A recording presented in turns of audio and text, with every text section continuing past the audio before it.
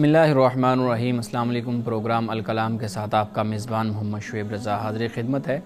ناظرین کرام، پروگرام کے پہلے حصہ میں ہم قرآن کریم کی کچھ آیات کو سمجھنے کی کوشش کریں گے اور دوسرے حصہ میں اپنے عہد کے نمائندہ سیاسی، سماجی، مذہبی موضوعات پہ پیدا ہونے والے سوالات کے جوابات ایک نئے نقطہ نظر سے جاننے کی کوشش کریں گے۔ حسب سابق ہمارے ساتھ شریک گفتگو ہیں جناب محمد امانت رسول صاحب۔ امانت صاحب بہت شکریہ آپ کے وقت کا۔ میری معاونت کے لیے موجود ہیں جناب شارق رسول۔ شارق بہت شکریہ آپ کے وقت کا۔ ناظرین کرام، آپ کی سکرین پہ ہمارا واٹس ایپ نمبر آ رہا ہوگا، آپ اپنے سوالات اس واٹس ایپ نمبر پر بھیج سکتے ہیں، ہم انشاءاللہ آپ کے سوالات کو ضرور ایڈریس کریں گے۔ امانت صاحب، ہم جو گزشتہ پروگرام تھا اس میں ہم گفتگو کر رہے تھے سورہ طٰہٰ، اور سورہ طٰہٰ کی کچھ ابتدائی آیات ہم نے اس کا مفہوم سمجھا تھا۔ آج آپ بتائیے گا کہ کس آیت سے ہم نے شروع کرنا ہے پلیز۔ جی، بسم اللہ الرحمن الرحیم۔ ناظرین کرام، اس سے پہلے پروگرام میں ہم نے 8 آیات کا ذکر کیا تھا اور اس میں رسول اللہ صلی اللہ علیہ وسلم کے حوالے سے چند اہم باتوں کو بیان بھی کیا تھا، اور اللہ سبحانہ و تعالیٰ کی جو شان ہے، اللہ کی جو عظمت ہے، اور اس کائنات میں جو اللہ کا کنٹرول ہے اور جو قدرت ہے، اس کا بھی ہم نے ذکر کیا تھا۔ اب حضرت موسیٰ علیہ السلام کے واقعے کا آغاز ہوتا ہے۔ آپ جانتے ہیں کہ حضرت موسیٰ علیہ السلام مصر میں پیدا ہوئے تھے اور فرعون کے محل میں آپ کی پرورش ہوئی تھی۔ آپ جب جوان ہوئے تو قبطی آپ کے ہاتھ سے ہلاک ہو گیا، تو آپ نے پھر مصر کو چھوڑا، آپ مدین گئے، وہاں پر پھر ایک خاتون سے آپ کی شادی ہوئی، اور پھر اس کے بعد آپ کا یہ سفر شروع ہوتا ہے کہ تقریباً کوئی 9 یا 10 سال آپ وہاں پر رہے، یا اس سے کم یا زیادہ عرصہ، پھر آپ وہاں سے مدین سے چلے، اور پھر اس کے بعد آپ جزیرہ نمائے سینا کے جنوب میں وادی طور کے علاقے سے آپ گزر رہے تھے۔ پھر اس کے بعد کیا ہوا، قرآن مجید نے اس کو یہاں پر بیان کیا ہے۔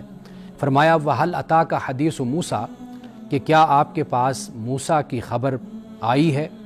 اب یہ جو اسلوب اور انداز ہے، یہ در حقیقت رسول اللہ صلی اللہ علیہ وسلم کی تسلی اور تشفی کے لیے بھی ہے، اور یہ متوجہ کرنے کے لیے بھی ہے کہ کیا آگے بیان کیا جا رہا ہے۔ فرمایا اِذْ رَأَىٰ نَارًا، کہ جب حضرت موسیٰ علیہ السلام نے آگ کو دیکھا، فَقَالَ لِأَهْلِهِمْ كُثُوا، تو اپنے گھر والوں سے یہ کہا کہ ٹھہر جاؤ، یعنی آپ کے ساتھ آپ کی بیگم بھی ہیں، اور آپ کے ساتھ ایک ملازم بھی ہے، اور ساتھ آپ کا ایک بچہ یا 2 بچے آپ کے ساتھ ہیں۔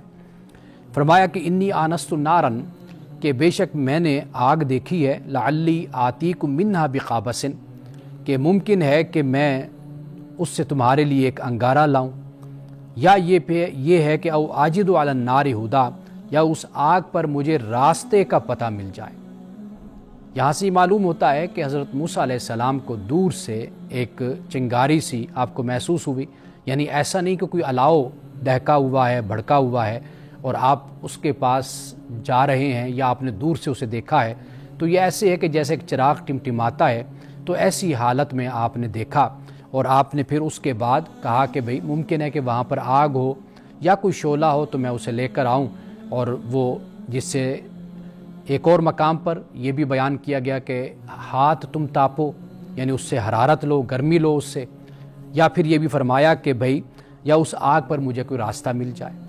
اب اس کے بعد قرآن پاک کہتا ہے فَلَمَّا أَتَاهَا نُودِيَ يَا موسیٰ، جب حضرت موسیٰ علیہ السلام وہاں پر پہنچ گئے تو پھر ندا دی گئی، اے موسیٰ انی انا ربک، کہ بے شک میں تیرا رب ہوں، فخلع نعلیک، اپنے جوتوں کو اتار دو۔ اب جوتے اتارنا ضروری نہیں ہوتا کہ طہارت کے لیے اتارنا ہو، یہ تواضع کے لیے بھی اتارنا ہوتا ہے، کہ جیسے آپ کسی ایک مقدس مقام پر آپ جاتے ہیں تو آپ اپنے جوتوں کو اتار دیتے ہیں، تو جوتوں کو اتارنا یعنی اس لیے نہیں کہ کہیں خدا نہ خواستہ جوتوں کے ساتھ کوئی گندگی غلاظت لگی ہوئی ہے تو تب آپ اتار رہے ہیں، ممکن ہے کہ جوتے صاف بھی ہوں تو پھر بھی آپ جوتے اتار دیتے ہیں۔ کیوں؟ اس لیے کہ یہ تواضع کی، عجز و انکساری کی، ایک احترام کی ایک علامت ہے۔ اس کے بعد فرمایا کہ انک بالوادی المقدس طوا، کہ بے شک یہ جو وادی مقدس یہ طوا ہے، یہ وادی مقدس ہے۔ اس کے بعد فرمایا کہ وَأَنَا اخْتَرْتُكَ، اللہ تعالیٰ نے فرمایا کہ میں نے تجھے چن لیا ہے، فَاسْتَمِعْ لِمَا يُوحَىٰ، تو توجہ سے سن جو تیری طرف وحی کی جاتی ہے، یعنی جو وحی کی جاتی ہے اس کو توجہ سے سن۔ استماع کا مطلب ہی یہی ہوتا ہے. ایک ہوتا ہے سماع، اس کا مطلب ہوتا ہے جیسے ہم انگلش میں ہیئر کہتے ہیں، سننا، لیکن جو لسننگ ہے وہ در حقیقت استماع ہے. تو یہاں پر فرمایا کہ توجہ سے سن اے موسیٰ وہ جو وحی کی جاتی ہے. اب وحی کیا کی گئی؟ 3 باتوں کو بیان کیا. فرمایا اننی ان اللہ لا الہ الا انا، کہ بے شک میں اللہ، نہیں معبود میرے سوا، یعنی اس کائنات میں دنیا میں کوئی بھی معبود نہیں ہے سوائے میرے. ایک یہ بات بیان کر دی. دوسری فرمایا فاعبدنی، میری عبادت کر، واقم الصلاۃ لذکری، اور نماز قائم کر میرے ذکر کے لیے. یعنی پہلی تعلیم ہے توحید کی اور دوسری تعلیم ہے عبادت کی. یعنی عبادت سے مراد یہ ہے کہ اللہ تعالیٰ کی بندگی اور اس کی اطاعت میں انسان اپنی ساری زندگی گزارے، اور اس کا اظہار کہاں ہوتا ہے، کب ہوتا ہے؟ وہ نماز سے ہوتا ہے. یعنی جب ایک مومن اللہ کی بارگاہ میں اپنے سر کو جھکاتا ہے، نماز پڑھتا ہے، تو وہ در حقیقت اسی بات کا اظہار کرتا ہے کہ اللہ میں تیرا بندہ ہوں، تیری بارگاہ میں حاضر ہو گیا ہوں. اب یہاں پر اقیم الصلاۃ فرمایا نماز قائم کرو. نماز پڑھنے کا نہیں فرمایا تو موسیٰ علیہ السلام سے، فرمایا نماز قائم کرو. یعنی نماز قائم کرنے سے مراد یہ ہے کہ نماز کی شرائط کو، حدود کو اور نماز کے تقاضوں کو پورا کرنا، اس کے جو بھی ایٹیکیٹس ہیں ان کو، آداب کو پورا کرنا، یہ در حقیقت نماز کو قائم کرنا ہوتا ہے. تو انبیاء علیہ السلام کو اللہ تعالیٰ نے اسی بات کی تعلیم دی کہ وہ نماز کو قائم کریں. انبیاء کی امتوں کو بھی اسی بات کی تعلیم دی کہ وہ نماز کو قائم کریں.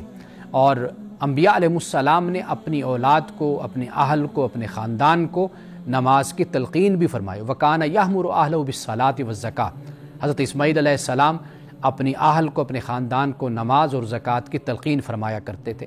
تو لہٰذا نماز قائم کرنا یہ تب ہوتا ہے کہ جب انسان نماز کی شرائط اور آداب کو بجا لاتا ہے. اس کی ایک مثال میں آپ کے سامنے رکھوں گا. قرآن پاک کہتا ہے ان الصلاۃ تنہی عن الفحشاء والمنکر، بے شک نماز بے حیائی اور برے کاموں سے روکتی ہے. یعنی نماز صرف پڑھنا ہو جائے گی اگر ایک شخص بے حیائی اور برے کاموں سے باز نہیں آتا. ہاں اگر وہ بے حیائی اور برے کاموں سے باز آ جاتا ہے تو در حقیقت پھر یہ نماز کا قائم کرنا ہو جاتا ہے. اسی لیے اللہ پاک فرماتا ہے حضرت موسیٰ علیہ السلام سے کہ نماز قائم کرو میری یاد کے لیے. یہاں پر ذکر بھی بہت اہم ہے. اصل مقصد ہی انبیاء علیہ السلام کی بعثت کا یہی ہوتا ہے کہ وہ تذکیر کرتے ہیں، یعنی بتاتے ہیں کہ بھئی تمہاری زندگی کا مقصد کیا ہے، تم اس دنیا میں کیوں آئے ہو، تم اپنی زندگی کے مقصد کو کبھی نہ بھولنا، تم نے یہاں پر مختصر وقت گزارنا ہے، آخر پھر اس کے بعد تم نے اللہ کی بارگاہ میں حاضر ہونا ہے. یہ تذکیر ہے، یہ ذکر ہے، یہ ذکرہ ہے. اب اس کے بعد فرمایا ان الساعۃ آتیۃ اکاد اخفیہا لتجزا کل نفس بما تسعی. فرمایا کہ بے شک قیامت آنے والی ہے. تو ناظرین کرام یہاں پر جو اکادو کا لفظ ہے، یہ عربی زبان کا جو ذوق رکھنے والے ہیں وہ جانتے ہیں کہ اس لفظ میں یہ بات پوشیدہ ہے کہ بس قیامت آنے والی، بس اللہ کے حکم کی بس انتظار میں ہے کہ کب یہ حکم ہو اور پھر یہ آ جائے. جیسے قرآن پاک نے کہا لا یاتیکم الا بغتہ، یعنی یہ جو قیامت ہے یہ اچانک آ جائے گی. بازاروں میں لوگ چل پھر رہے ہیں، اپنے کام کر رہے ہیں، مصروف ہیں، تو قیامت آ جائے گی. تو لہٰذا قیامت تو انتظار میں اپنے رب کے حکم کی، جیسے رب کی طرف سے حکم ہوگا قیامت برپا ہو جائے گی. اب اس کے بعد فرمایا اس کا ترجمہ یہ بنتا ہے کہ بے شک قیامت آنے والی ہے، میں اس کو چھپائے رکھنا چاہتا ہوں تاکہ ہر شخص کو اس کے کیے کا بدلہ ملے گا. یعنی قیامت کیوں برپا ہونی ہے؟ اس لیے ہونی ہے کہ انسان نے جو دنیا میں کیا ہے اس کو اس کا بدلہ مل جائے. جیسے قرآن پاک نے ایک اور مقام پر اسی بات کو بیان کیا ہے کہ وَلَيْسَ لِلْإِنسَانِ إِلَّا مَا سَعَى، انسان کے لیے وہ یہ جس کی اس نے کوشش کی، تو کوشش کے مطابق اللہ تعالیٰ انسان کے ساتھ معاملہ فرمائے گا. اب اس کے بعد فرمایا فَلَا يَسُدَّنَّكَ عَنْهَا مَن لَّا يُؤْمِنُ بِهَا وَاتَّبَعَ هَوَاهُ فَتَرْدَىٰ. فرمایا پس اس سے تم کو وہ شخص غافل نہ کرے جو اس پر ایمان نہیں رکھتا اور اپنی خواہشوں پر چلتا ہے کہ تم ہلاک ہو جاؤ. یعنی کس سے غافل نہیں کرتا؟ نماز سے غافل نہیں کرتا. یعنی اس شخص کی تو کوشش ہے کہ وہ تمہیں نماز سے غافل کرے، لیکن تم نے غافل نہیں ہونا، وہ تمہیں غافل نہ کر پائے نماز سے. یہ کون سا شخص ہے؟ یہ وہ شخص ہے کہ جو آخرت پر ایمان نہیں رکھتا اور اپنی خواہشات کی پیروی کرتا. اور اس کا مقصد کیا ہے کہ نماز سے آپ لوگوں کو دور کر کے ہلاکت میں آپ لوگوں کو ڈال دے. اب اس کے بعد اللہ سبحانہ و تعالیٰ حضرت موسیٰ علیہ السلام کے خوف کو دور کرتا ہے. یعنی ایک شفقت کا، محبت کا انداز ہے کہ فرمایا وما تلک بیمینک یا موسیٰ، اے موسیٰ تیرے ہاتھ میں یہ کیا ہے؟ حضرت موسیٰ علیہ السلام نے فرمایا ہی عصایا، یہ میرا عصا ہے، میری لاٹھی ہے، میرا ڈنڈا ہے۔ اتوکأ علیہ واہش بہا علی غنمی ولی فیہا معارب اخری، میں اس پر ٹیک بھی لگاتا ہوں اور اس سے اپنے بکریوں کے لیے پتے بھی جھاڑتا ہوں اور اس میں میرے لیے دوسرے کام بھی ہیں۔ تو اللہ پاک نے فرمایا القیہا یا موسیٰ، اے موسیٰ اس کو ڈال دے۔ حضرت موسیٰ علیہ السلام نے جب اس کو ڈالا تو وہ پھر چلتا ہوا سانپ بن گیا۔ اللہ پاک نے فرمایا کہ اس کو پکڑ لو، ڈرو نہیں، اور فرمایا سنعیدھا سیرۃ الاولیٰ، ہم اس عصا کو پھر پہلی حالت میں ہم اس کو لے آئیں گے، یعنی واپس سانپ سے ہم اس کو ڈنڈا بنا دیں گے۔ اور آخری 2 آیتیں فرمایا کہ وَضْمُمْ يَدَكَ إِلَىٰ جَنَاحِكَ تَخْرُجْ بَيْضَاءَ مِنْ غَيْرِ سُوءٍ آیَةً اخرى، فرمایا اپنے ہاتھوں کو اپنے اس میں جناحک میں، فرمایا اپنے ہاتھ اپنے بغل سے ملا لو تو وہ چمکتا ہوا نکلے گا بغیر کسی عیب کے، یعنی یہ دوسرا معجزہ ہو گیا۔ پھر فرمایا لِنُرِيَكَ مِنْ آيَاتِنَا الْكُبْرىٰ، تاکہ ہم اپنی بڑی نشانیوں میں سے بعض نشانیاں تمہیں دکھائیں۔ اب آخر میں فرمایا جب معجزے بھی عطا کر دیے، حضرت موسیٰ علیہ السلام سے گفتگو اور کلام بھی فرمایا، آخر میں فرمایا کہ اذهب الى فرعون انه طغى، اے موسیٰ فرعون کی طرف جاؤ، کیوں؟ اس لیے کہ اس نے سرکشی اختیار کر لی ہے، یعنی وہ طاغوت بن گیا ہے، اب تم اس کی طرف جاؤ۔ یعنی حضرت موسیٰ علیہ السلام کو اللہ نے نبوت اور رسالت کا منصب عطا کیا، اور اس منصب کا تقاضا کیا ہے؟ وہ تقاضا یہ ہے کہ فرعون اور فرعون والوں کو جا کر اسلام کی اور دین کی دعوت دو۔ ناظرین کرام، یہاں وقت ہوا چاہتا ہے ایک بریک کا، ہمارے ساتھ رہیے گا۔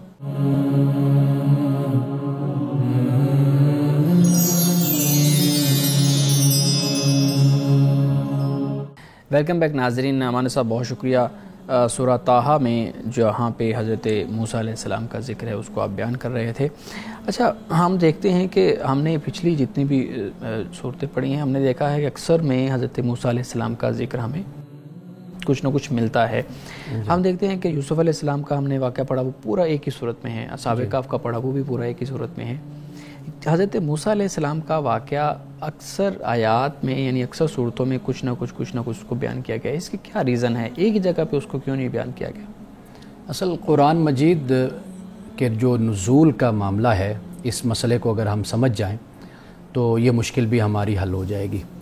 ایک تو یہ ہے کہ حضرت یوسف علیہ السلام کا جو واقعہ ہے یہ در حقیقت سوال تھا یا اعتراض تھا۔ وہ یہی تھا کہ حضرت یوسف علیہ السلام کے بارے میں کہ بنی اسرائیل کنعان سے مصر کیسے پہنچے، یعنی یہ بنیادی سوال تھا کہ بھی مصر میں یہ کیسے آئے تھے۔ ٹھیک، اور اس بنیاد پر حضرت یوسف علیہ السلام کے اس واقعے کو بیان کر دیا گیا۔ صحیح۔ پھر یہ کہ حضرت یوسف علیہ السلام کی کوئی قوم ایسے نہیں تھی کہ جو مدینہ میں موجود ہو۔ اچھا، ایک یہ بات، دوسری بات یہ ہو گئی۔ لیکن جب ہم دیکھتے ہیں حضرت موسیٰ علیہ السلام کا، ایک تو ایسے سوالات اعتراضات سامنے نہیں آئے، دوسری بات یہ ہے کہ وہ جو قوم رہ رہی تھی ان کو گاہے بگاہے اسی بات سے خبردار کرنا تھا، ان کو بتانا تھا۔ ان کی جو حرکتیں تھیں، چیرہ دستیاں جن کو کہا جاتا ہے، ان کی جو سازشیں تھیں، ان کے مطابق یہ واقعات کو بیان کیا گیا۔ یعنی مثال کے طور پر آپ دیکھیں کہ سورۃ آل عمران ہے، اب آل عمران اس چیز کو بیان کر رہی ہے، اس بات کو کہ یہ کہتے ہیں کہ بھئی آپ اگر اللہ کے پیغمبر ہیں تو آپ ایسے ہمیں دکھائیں کہ قربانی کو آگ اچک کر لے جائے۔ ہمیں تو رسولوں نے یہ کہا ہے کہ جب کوئی ایسا رسول آئے گا تو یہ کر کے دکھائے گا، تم اس پر ایمان لانا۔ اب قرآن مجید یہ کہتا ہے کہ بھئی اگر تم اتنے ہی حق پرست ہو کہ بھئی یہ دکھانے پر ہی تم نے ایمان لانا تھا، تو پھر تم نے پہلے انبیاء کو قتل کیوں کیا تھا؟ ان کی جان کیوں لی؟ ان کو شہید کیوں کیا تھا تم نے؟ تو گویا کہ جگہ جگہ پر جیسے لقد سمع اللہ قول الذین قالوا ان اللہ فقیر ونحن اغنیاء، کہ اللہ تعالیٰ نے سن لی بات ان کی کہ جنہوں نے کہا کہ اللہ فقیر ہے، ہم غنی ہیں۔ اب وہ قدم قدم پر اس قوم سے واسطہ پڑ رہا تھا نا، یہود سے یا نصارہ سے، تو اس کے مطابق پھر اللہ کی طرف سے وحی بھی نازل ہوتی رہتی تھی۔ تو لہٰذا ایک تو نزول کا یہ ایک پس منظر ہے جو ہمارے ذہن میں رہنا چاہیے۔ دوسرا ہے آفاقی یہ ہے کہ وہ قیامت تک کے لیے پھر ہمارے لیے مفید ہے، جیسے اخلاقیات کے بارے میں احکام ہمیں دیے گئے ہیں، معاشرت، سیاست اور ہماری اجتماعیت، انفرادیت، اس حوالے سے اس کا ذکر آتا ہے، اس کا ذکر پھر آتا ہے۔ تو یہ اس میں ایک وجہ اور سبب ہے، حکمت ہے کہ جو ہمیں سمجھ آتی ہے۔ بالکل صحیح ہے۔ اچھا مولانا صاحب، ہم دیکھتے ہیں کہ آج بھی ہمارے یہاں کچھ کتب ہمارے سامنے ایسی آتی ہیں کہ یہ خاص اس نام لیا جاتا ہے اس کا معجزہ ہے، اسی طریقے سے کوئی بچے جو زلزلے میں، سیلاب میں نقصان سے بچ گئے، یا کسی کا گھر بچ گیا، یا کسی کے گھر میں آگ لگی تھی لیکن نقصان نہیں ہوا، تو ہم اس کو معجزاتی طور پہ اس کا لفظ استعمال کر کے اس کو معجزہ کے طور پہ بیان کر دیتے ہیں۔ یہاں پہ بھی لفظ معجزہ کا استعمال ہوتا ہے، کیا ان دونوں میں فرق ہے یا آج بھی اسی طرح کا کوئی معجزہ رونما ہو سکتا ہے؟ دیکھیے، معجزہ جو لفظ استعمال کیا جاتا ہے نا، کوئی انہونی بات ہو جاتی ہے نا، ہم اس کے لیے بھی معجزہ کا لفظ استعمال کرتے ہیں۔ آپ یوں سمجھ لیجئے کہ ایک تو اس کا اصطلاحی معنی ہو جاتا ہے جو ہم معجزہ کا لفظ استعمال کرتے ہیں۔ قرآن پاک نے تو آیت کا لفظ استعمال کیا، آیات کا لفظ استعمال کیا، جیسے ابھی ہم نے پڑھا یہاں پر بھی آیتن اخرى کے الفاظ آئے نا، کہ ایک اور معجزہ بھی اللہ تعالیٰ نے حضرت موسیٰ علیہ السلام کو دی، آیت۔ تو معجزہ کا مطلب ہوتا ہے عاجز کر دینے والے، یعنی انسانی عقل کو عاجز کر دیتا ہے یہ عمل جو پیغمبروں کے ہاتھ سے ہم دیکھتے اور ہمیں نظر آیا، ہم نے پڑھا، تو وہ ایک معمول کی زندگی کا حصہ نہیں ہوتا، تو لہٰذا ہم اس کو معجزہ کہتے ہیں۔ اسی طرح اگر کوئی واقعہ اس طرح کا رونما ہو جائے کہ شدید طوفان، جیسے آپ نے کہا کوئی طوفان ہے، کوئی آندھی ہے، کوئی شخص بچ جاتا ہے، تو ہم کہتے ہیں کہ یہ ایک معجزہ ہو گیا کہ یہ شخص بچ گیا ہے۔ ٹھیک۔ اچھا مولانا صاحب، ہمارے پاس ناظرین کے بھی کچھ سوالات ہیں۔ پہلا سوال یہ ہے کہ قبلہ مشرق اور مغرب کے درمیان ہے، یہ حدیث ہے، تو آپ بتائیے گا کہ اس حدیث کی تشریح کیا ہے؟ اچھا، یہ جو حدیث ہے، یہ یعنی جس الفاظ یہ ہیں قبلۃ ما بین المشرق والمغرب کے الفاظ آتے ہیں، یعنی اس سے جو بات ہمیں سمجھنی چاہیے وہ یہ ہے کہ مثال کے طور پر مدینہ کے جو لوگ ہیں انہیں غالباً شمال کی طرف وہ بنتے ہیں، جو یمن کے ہیں وہ جنوب کی طرف ان کی وہ سمت بنتی ہے۔ اب ہم ایک اور علیحدہ سمت کی طرف ہم ہیں۔ اب یہ ایک تو سوال یہ پیدا ہوتا تھا نا کہ کعبہ آپ کے سامنے ہے یا نہیں ہے، لیکن آپ نے اس طرح کھڑا ہونا ہے کہ برابر آپ کعبے کے سامنے آ جائیں، یعنی قبلہ جو آپ کا بنے اس طرح بنے کہ دائیں طرف بھی اتنی جگہ ہو، بائیں طرف بھی اتنی جگہ ہو، برابر۔ اس اعتراض، اس مشکل کا حل رسول اللہ صلی اللہ علیہ وسلم نے یہ دیا کہ آپ کسی ملک میں بس رہے ہیں، رہتے ہیں، تو آپ اس فکر میں مت ہوں کہ بھئی آپ پورے قبلہ کے سامنے، کعبۃ اللہ کے سامنے آئیں گے تو آپ کی نماز ہوگی، بلکہ آپ کو کعبۃ اللہ کا ایک کونا بھی مل جاتا ہے نا، صحیح تو آپ کی نماز ہو جائے گی۔ تو یہ جو ما کا لفظ ہے نا، جو بھی بین المشرق والمغرب کہ جو قبلہ، جو بھی اس کا قبلے کا جو حصہ بھی آپ کو مشرق اور مغرب کے درمیان مل جاتا ہے تو فرمایا کہ تمہاری نماز ہو جاتی ہے۔ بالکل ٹھیک ہے۔ اچھا مولانا صاحب، اگلا سوال یہ ہے، یہ ایک نوجوان کی طرف سے سوال ہے، کہتے ہیں جی میں ایک لڑکی کو پسند کرتا ہوں اور مجھے کافی دیر ہو گئی ہے اس کو پسند کرتے ہوئے، اس کو معلوم نہیں ہے، میں اس کو اپنی دعاؤں میں بھی مانگتا ہوں، تو میرا اس کو دعاؤں میں مانگنا یہ کچھ غلط ہے، اس میں کوئی خرابی ہے؟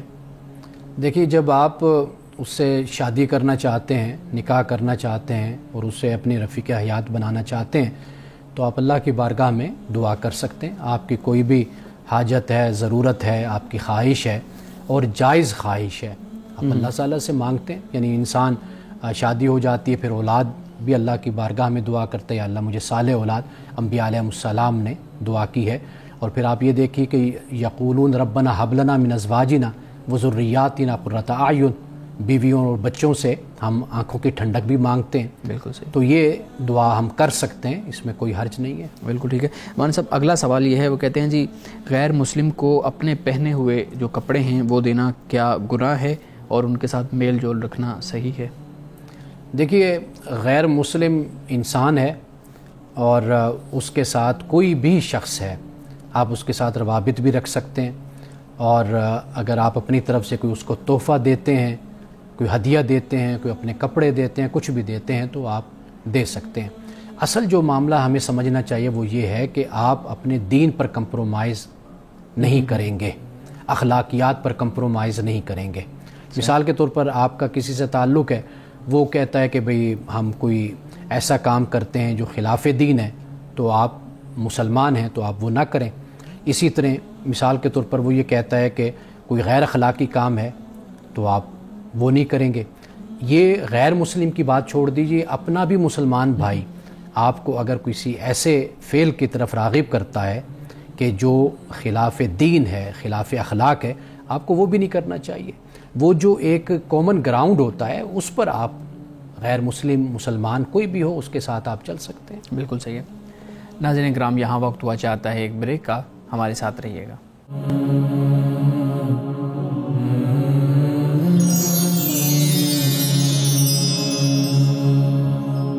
ویلکم بیک ناظرین۔ امان صاحب، ہم اپنے ناظرین کے سوالات لے رہے تھے، میں آپ کے سامنے رکھتا ہوں۔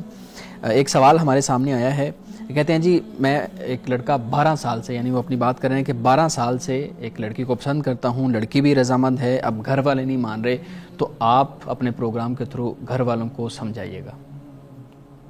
بات اصل یہ ہے کہ لڑکا بھی اگر راضی ہے اور لڑکی بھی، دونوں، تو واضح بات ہے زندگی ان دونوں نے گزارنی ہے۔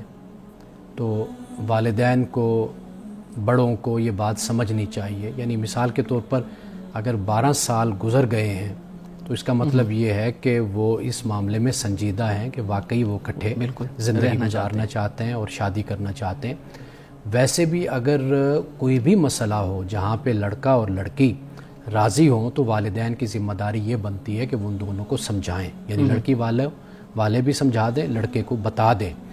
یعنی وہ جو ایک خاندان کا اپنا ایک جسے کہتے ہیں رکھ رکھاؤ ہوتا ہے، مینرز ہوتے ہیں، معاملات زندگی ہوتے ہیں، تو اگر والدین مثال کے طور پر لڑکی والوں کے ہاں جاتے ہیں یا لڑکی والے لڑکے کے ہاں آتے ہیں، ان کو کوئی چیز نامناسب لگتی ہے، بہتر نہیں لگتے اخلاق کے حوالے سے، معاملات کے حوالے سے، وہ بے شک جا کر اپنے لڑکے کو یا لڑکی کو بتائیں کہ بھئی یہ صورتحال ہے ان کی، ٹھیک، سمجھائیں۔ صحیح۔ اس کے باوجود اگر وہ اپنی ضد پر قائم رہتے ہیں تو میرا خیال ہے کہ پھر والدین کو کبھی بھی اس معاملے میں رکاوٹ نہیں کھڑی کرنی چاہیے۔ وہ جانے، پھر ان کا کام جانے، انہوں نے زندگی گزارنی۔ اچھا، اسی سوال کا اگلا حصہ بھی ہے، وہ کہتے ہیں کہ اگر وہ والدین پھر نہیں مانتے تو میں اس لڑکی کے لیے پھر گوارا رہ سکتا ہوں، اس میں کوئی گناہ تو نہیں ہے؟ اب یہ بڑی عجیب سی بات ہے کہ آپ اگر گناہ سے بچ سکتے ہیں، اپنے آپ کو بچا سکتے ہیں، تو آپ اپنے آپ کو ساری زندگی آپ اس طرح گزاریں۔ لیکن یہ بات ذہن میں رکھنی چاہیے کہ انسان اتنا بڑا فیصلہ اگر کرتا ہے نا تو اس کے لیے پھر کوئی زندگی کا بڑا مقصد پیش نظر ہونا چاہیے۔ بہت سے ہمارے علماء ہیں، ہمارے اسکالرز ہیں، سیاستدان ہیں، ہمارے بڑے بڑے لوگ گزرے ہیں تاریخ میں کہ جنہوں نے شادی نہیں کی، پھر انہوں نے کام کیا، دین کا کام کیا، تحقیق کا کام کیا، تصانیف کی۔ مثال کے طور پر قائد اعظم محمد علی جناح رحمۃ اللہ علیہ، آپ ان کی زندگی دیکھ لیں کہ ایک دفعہ شادی ہوئی، اس کے بعد پھر ساری زندگی ایسے گزری۔ آپ اور نہیں تو حضرت سید علی حجویری رحمۃ اللہ تعالیٰ علیہ کو دیکھ لیں، آپ امام بخاری کو دیکھ لیں، آپ کو ایسے بہت سے کردار تاریخ میں، شخصیات ملیں گے کہ جنہوں نے نہیں شادی کی، اگر کی تو پھر اس کے بعد طلاق ہو گئی یا وہ وفات پا گئی تو پھر اس کے بعد انہوں نے نہیں کی۔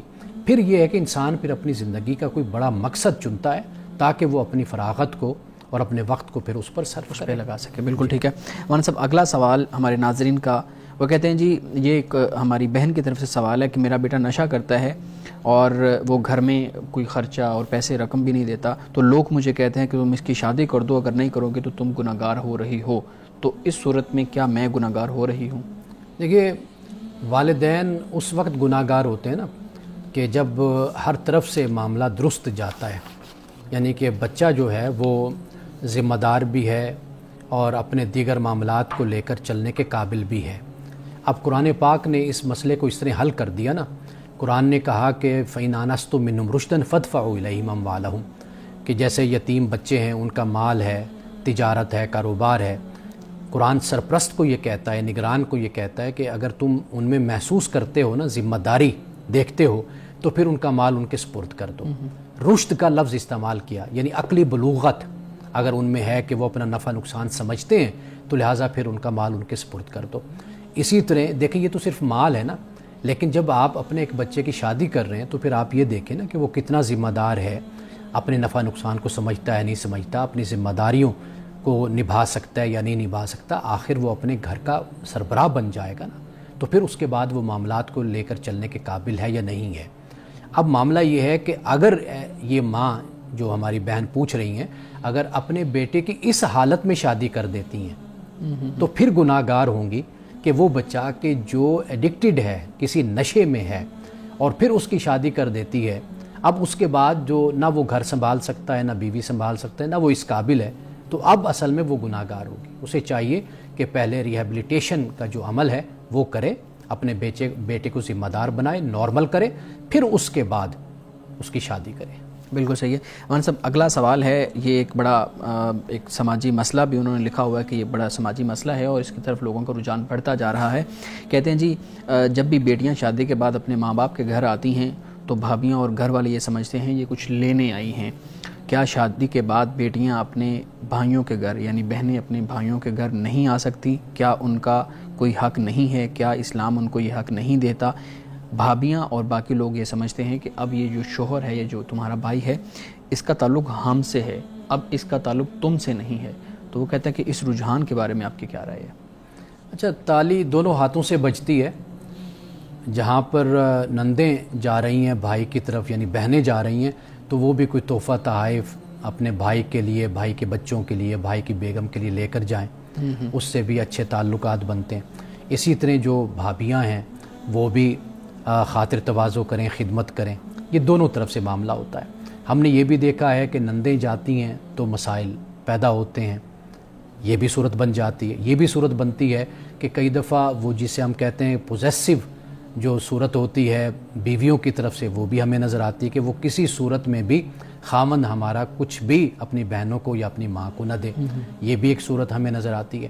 حقیقت یہ ہے کہ انسیکیورٹی یہ سب سے بڑا مسئلہ ہوتی ہے. جو بہنیں ہیں وہ بھی اس بات کا خیال رکھیں کہ یہ بھائی ہے، اس میں کوئی شک نہیں ہمارا، اور لیکن ہم کسی اور کی بیوی ہیں اور اس کی بیوی کوئی اور ہے، تو لہٰذا ہم اپنے بھائی کے ساتھ اب اتنا ہی چلیں کہ جتنا ہمارا اس سے ربط اور تعلق بنتا ہے. اور بہنیں جو بھابیاں ہیں وہ بھی اس بات کو سمجھیں کہ ہم بھی کسی کی بہنیں ہیں، تو ہم بھی یہی جذبات رکھتے ہیں کہ بھائی ہمارے پاس بھی آئیں، ہم اپنے بھائیوں کے پاس بھی جائیں. تو میرا خیال ہے کہ اگر انسان اپنے آپ کو دوسرے کی جگہ رکھ کر اگر سوچے نا تو پھر سارے مسئلے حل ہو جاتے ہیں. پھر یہ جو زیادتی اور یہ جو رویے میں انسان کی اونچ نیچ ہوتی ہے، یہ پھر اس کا خاتمہ ہو جاتا ہے. بالکل صحیح، بہت شکریہ مولانا صاحب. ہم دیکھتے ہیں کہ اس طرح کے رجحانات بہت زیادہ ہمارے ہاں بڑھ رہے ہیں، اور انسیکیورٹی والی جو بات کی ہے، مختصر یہ بتائیے گا کہ یہ ہوتا کیوں ہے؟ انسیکیورٹی بہن بھائیوں میں پہلے تو پیدا نہیں ہوتی، بعد میں کیسے پیدا ہو جاتی ہے؟ باپ بیٹے میں نہیں ہوتی، بعد میں کیسے پیدا ہو جاتی ہے؟ دو بہنوں میں نہیں ہوتی، بعد میں کیسے پیدا ہو جاتی ہے؟ واضح بات ہے کہ پہلے آپ ہوتے ہیں اور بہن ہوتی ہے، یعنی بھائی ہے تو بہن ہے، بیٹا ہے تو ماں ہے، بیٹا ہے تو باپ ہے، بھائی ہے تو بھائی ہے. پہلے صرف ایک فوکس ہوتا ہے، ایک توجہ ہوتی ہے، لیکن جب اسی توجہ کو تقسیم کرنے والے آ جاتے ہیں، یعنی بیگم آ گئی، بیگم کے بعد پھر بچے آ گئے، تو خود بخود پھر یہ احساس پیدا ہوتا ہے. لیکن اس احساس کو ختم کرنے کے لیے سب سے اہم کردار پھر شوہر کا، بیٹے کا، بھائی کا کردار ہوتا ہے کہ وہ اس طریقے سے چلے کہ کسی کے اندر بھی انسیکیورٹی کا احساس پیدا نہ ہو. لوگ ایسا رویہ اختیار کرتے ہیں، ہم نے دیکھا ہے بہت زیادہ، یعنی اپنی بیوی پر توجہ نہ دینا، اس کے حقوق ادا نہ کرنا، بچوں کو نہ پوچھنا، بس ماں اور بھائی اور بہنوں کا ذکر ہوتے رہنا اور انہی پر ہی توجہ اور سب کچھ نچھاور کرتے رہنا. یہ جو رویہ ہوتا ہے نا، یہ افراط و تفریط جہاں پر پیدا ہوتا ہے نا، وہاں پر یہ مسائل پیدا ہوتے ہیں. بالکل ٹھیک ہے. شارق آپ بھی سوال کرنا چاہ رہے ہیں؟ پلیز. میرے قیامت کے حوالے سے کچھ سوال ہیں. جیسا کہ آپ نے قیامت کے بارے میں اپنے درس میں ذکر کیا، تو میں یہ جاننا چاہتا ہوں کہ جو قیامت ہے اس کے بعد ہم زندگی نئے سرے سے شروع کریں گے، یا پھر جو ہمارے تعلقات، جو روابط دنیا میں قائم ہوئے، ہم وہ بھی جاری رکھ سکیں گے؟ دیکھیے، دنیا کا معاملہ تو مختلف ہے، آخرت کا معاملہ اس کا معیار ہی مختلف ہے. اچھا. دنیا کا معاملہ تو یہ ہے کہ کوئی اچھا ہے کوئی برا ہے، ہم اس کے ساتھ نبھاتے ہیں. یعنی مثال کے طور پر میاں بیوی ہیں، بچے ہیں، دوست ہیں، رشتہ دار ہیں، جیسے بھی ہیں ہم کہتے ہیں ان کے ساتھ ہم چلتے رہتے ہیں. یہاں پر تو دوسرا معاملہ ہو جاتا ہے. آخرت کا معاملہ یہ ہوتا ہے کہ وہاں پر جو اللہ سبحانہ و تعالیٰ کا معیار ہے، کرائیٹیریا ہے، اسی کے مطابق ہی فیصلہ ہوگا. ممکن ہے کہ دنیا کے جو دوست ہیں وہ آخرت میں ایک دوسرے کے دشمن بنے ہوئے ہوں. جی. کیوں؟ اس لیے کہ دنیا میں وہ ایک دوسرے کا تعاون برے کاموں میں کرتے تھے. مثال کے طور پر قرآن پاک نے اس کو بیان کیا ہے کہ الاخلاء یومئذ بعضهم لبعض عدو الا المتقین. فرمایا کہ دنیا میں جو دوست ہوں گے قیامت کے دن ایک دوسرے کے دشمن ہوں گے، مگر متقین دشمن نہیں ہوں گے. بالکل. یعنی دنیا میں جو ایک دوسرے کو نیکی کی تلقین کرتے رہے، تعلیم دیتے رہے، نصیحت کرتے رہے، ایک دوسرے کے ساتھ تعاون کرتے رہے اچھے کاموں پر، تو وہ آخرت میں ایک دوسرے کے دوست ہوں گے. لیکن دنیا میں جو برائی اور بدی پر جو ایک دوسرے کے دوست بنے رہے, آخرت میں وہ ایک دوسرے کے دشمن ہوں گے. تو لہٰذا جو آخرت کا معیار ہے وہ بالکل مختلف ہے. یہاں ممکن ہے کسی کو دولت کی بنیاد پر احترام دیا جا رہا ہو, ممکن ہے کسی کو ذات کی بنیاد پر دیا جا رہا ہو, ممکن ہے کسی کو اس کے منصب اور حیثیت کی بنیاد پر یہاں پر عزت دی جا رہی ہو. لیکن خدا کے ہاں جو عزت کا معیار ہوگا وہ تقویٰ ہوگا, وہ ایمان ہوگا. تو لہٰذا وہاں پر انسان جو پرکھے جائیں گے, دیکھے جائیں گے, وہ اپنے ایمان اور عمل صالح کی بنیاد پر ہوں گے. ناظرین کرام, بقیہ سوالات لیتے ہیں ایک بریک کے بعد, ہمارے ساتھ رہیے گا.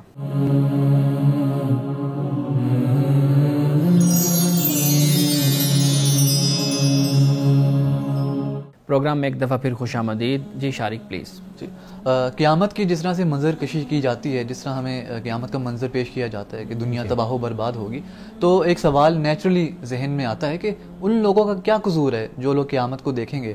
اگر وہ گناہ گار نہیں ہیں, وہ اللہ تعالیٰ کے بتائے ہوئے راستے پر گامزن ہیں, تو پھر ان کی کیا غلطی؟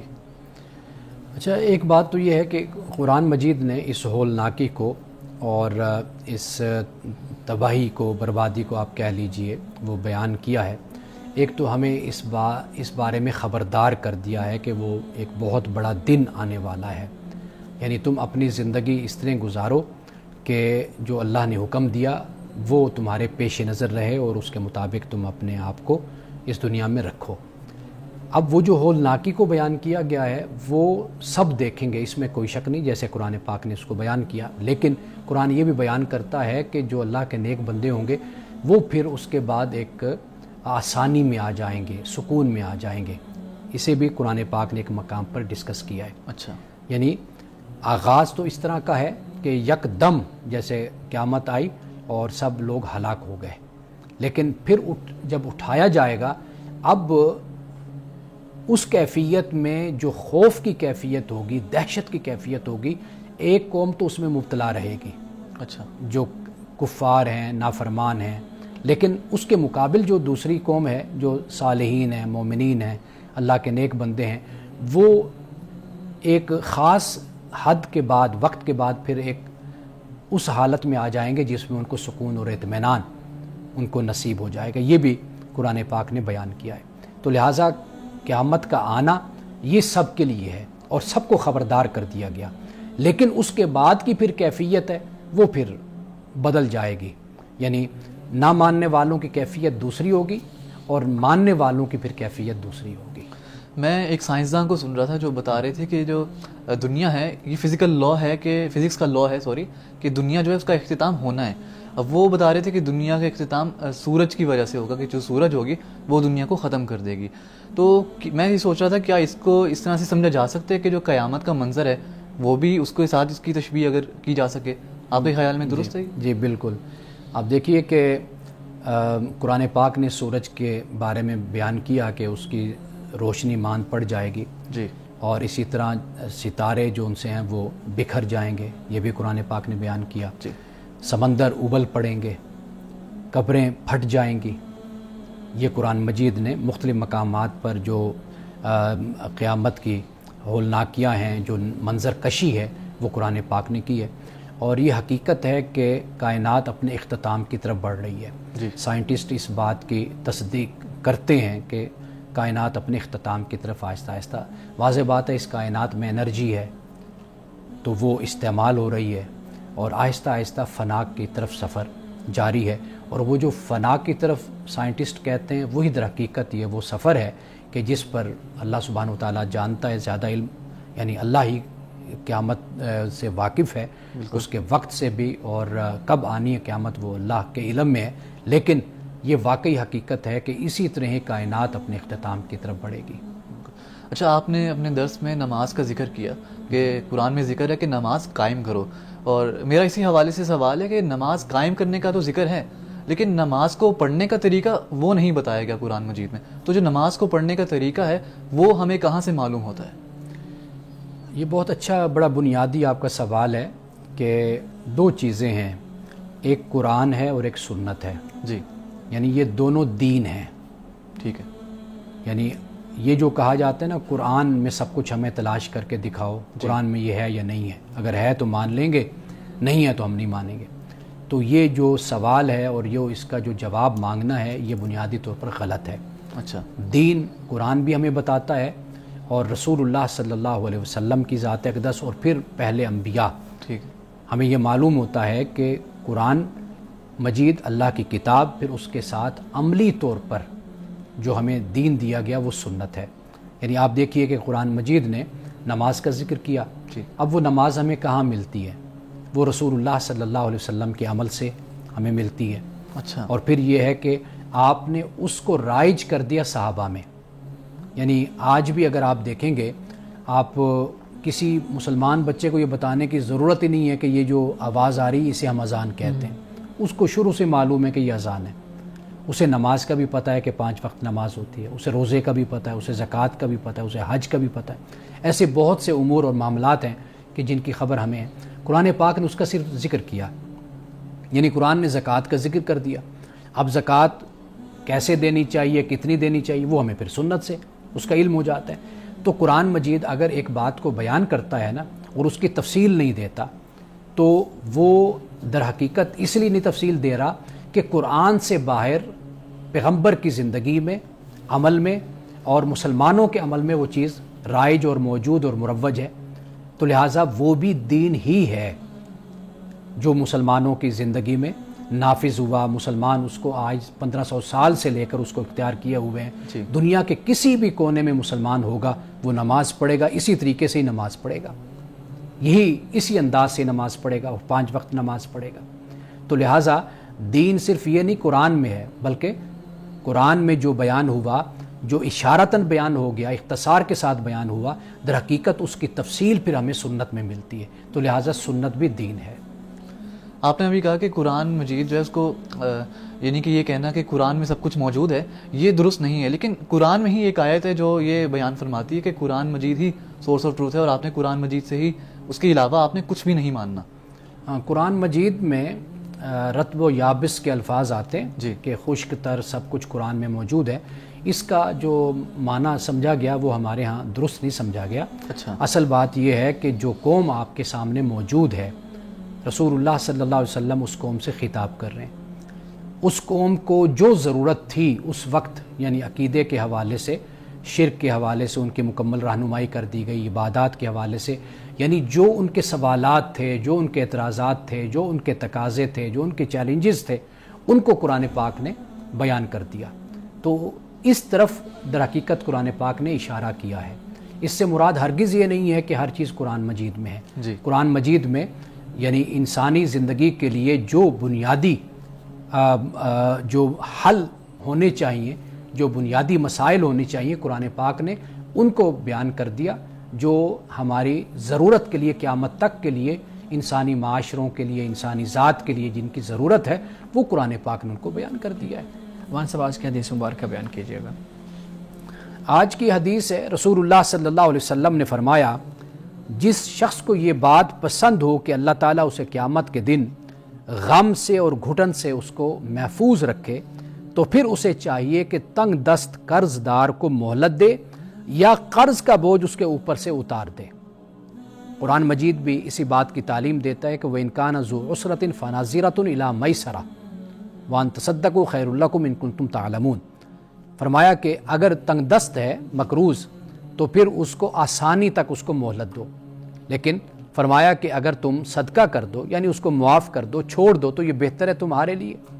تو رسول اللہ یہی بات یہاں پر بیان فرما رہے ہیں کہ فرمایا کہ کوئی یہ چاہتا ہے کہ غم سے اور گھٹن سے قیامت کے دن بچ جائے، تو پھر اسے چاہیے کہ تنگ دست قرض دار کو مہلت دے یا قرض کا بوجھ اس کے اوپر سے اتار دے۔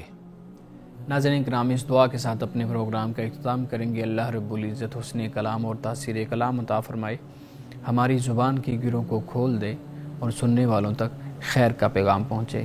اجازت دیجیے، خدا حافظ۔